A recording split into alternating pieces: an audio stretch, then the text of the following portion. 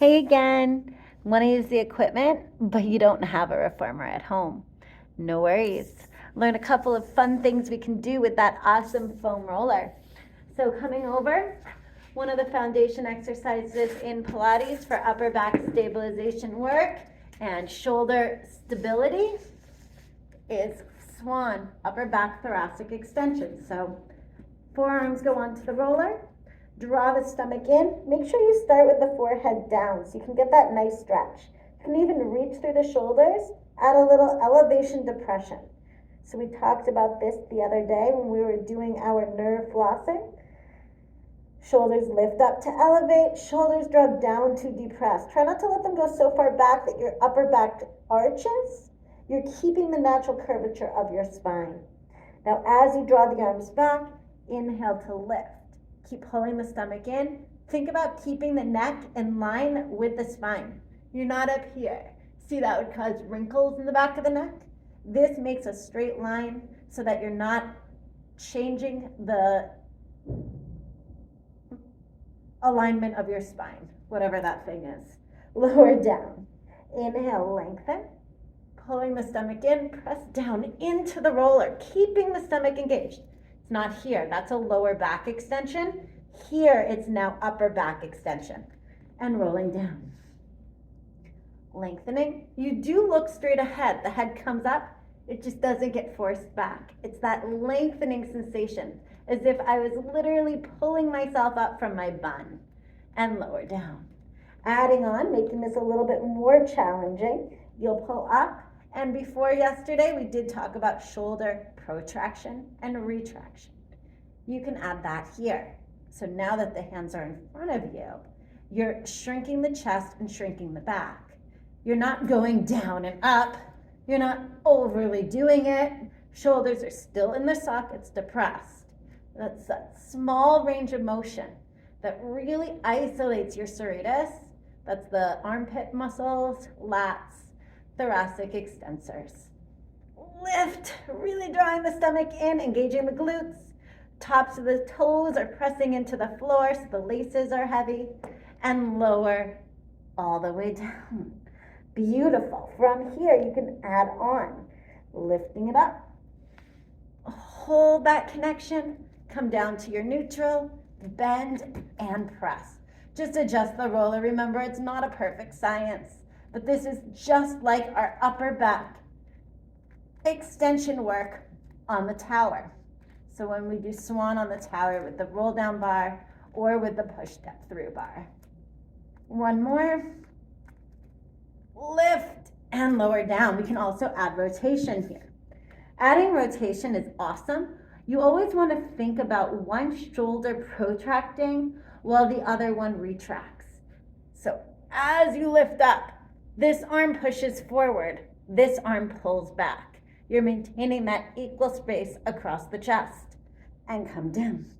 Other side. Keeping the hips stable. Yes, you're coming up, but you're still reaching out. The purpose isn't to necessarily go up, as it is to go out and elongate the spine. Up. And come down. From here, always give yourself a quick child's pose after doing that exercise. One great way to add mobility in the shoulders is to keep the forearms on the roller. Add a little side to side movement. You can even take one arm, thread the needle, reach underneath and twist the spine.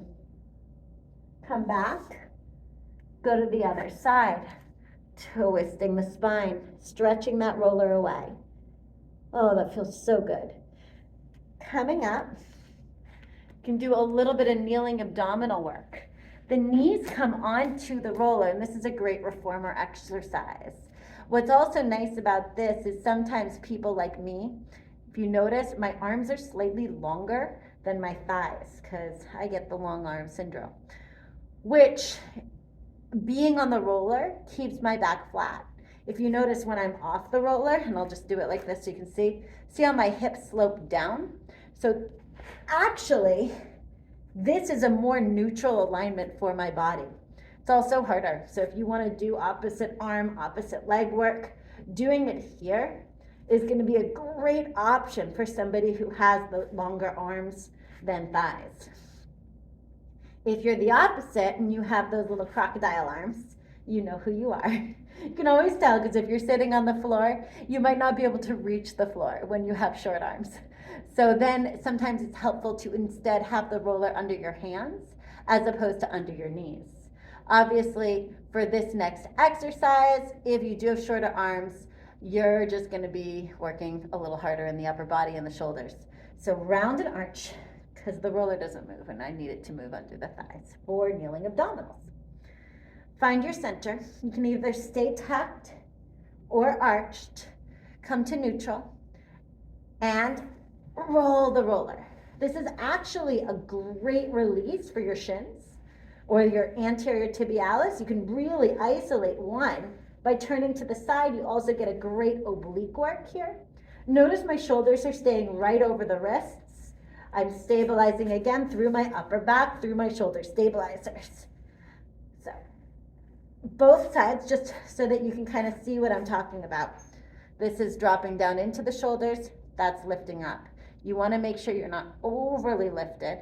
You can stay rounded, but the rounding comes from the lower back, not from here. There's a big difference between a hunchback in Notre Dame and a little scoop through the low abdominals. Doing this in the scoop position, it's the same idea. Shins come in and switch. For a great stretch after this, drop down, knees come onto the mat, press your hips forward, leaning back. Now, if your flexibility is like, haha, that's not happening, you can lift off the knees and lean back like so.